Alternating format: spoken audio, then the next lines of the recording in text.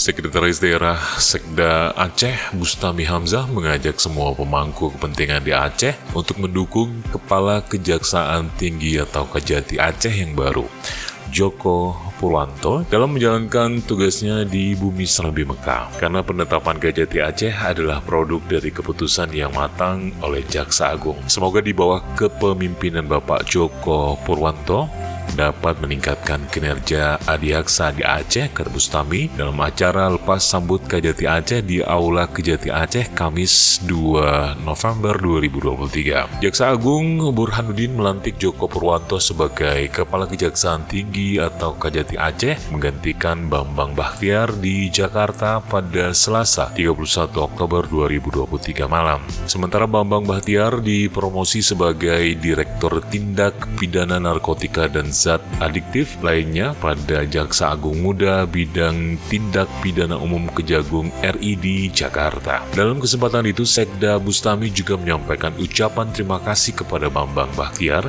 yang telah memimpin Kejati Aceh selama setahun 7 bulan, dan ia menilai banyak terobosan hukum yang dilakukan Kejati Aceh selama dipimpin oleh Bahtiar.